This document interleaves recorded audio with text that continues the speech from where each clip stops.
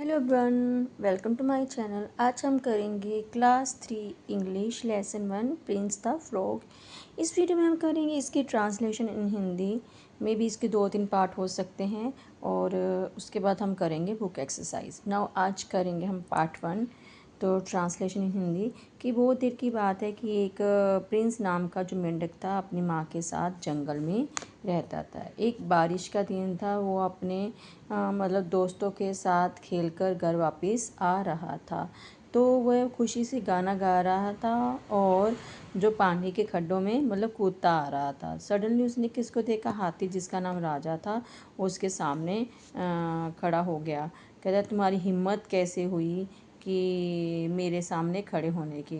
तुम्हें पता नहीं मैं कौन हूँ? कौन चिल्लाया? राजा। क्योंकि राजा कौन था? मतलब हाथी था।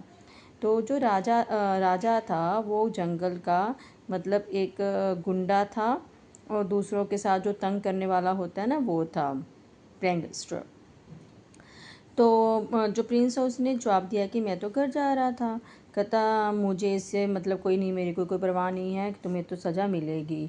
तो अब बताओ तुम्हारी आखिरी इच्छा क्या है?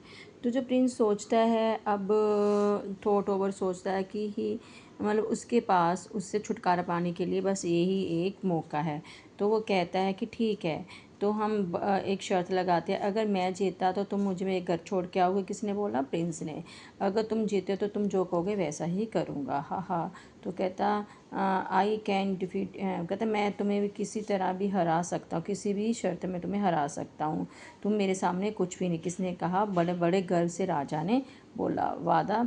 तो प्रिंस ने कहा वादा। तो कहता, हाँ मतलब मैं वादा करता हूँ, जो भी तुम्हारी शर्त है।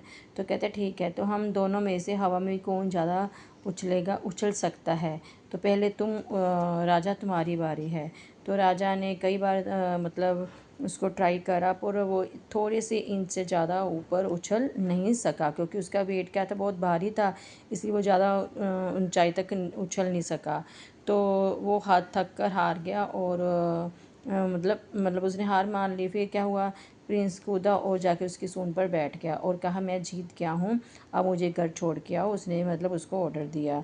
तो प्रिंस ने सूंड पर राजा पर सवारी करी और राजा ने उसको सेफली घर पहुंचा दिया। उसके बाद राजा में चेंज आ गया, उसने दूसरों की गुंडागर्दी करनी बंद कर दी और वह जानवरों को अपना दोस्त बना लिया। और उसको रियलाइज़ हुआ कि कुछ छोटे जीव भी मतलब बहुत स्मार्ट होते हैं, चालाक होते हैं। तो यहाँ पर अपनी ट्रांसलेशन लेसन की ख़त्म होती है।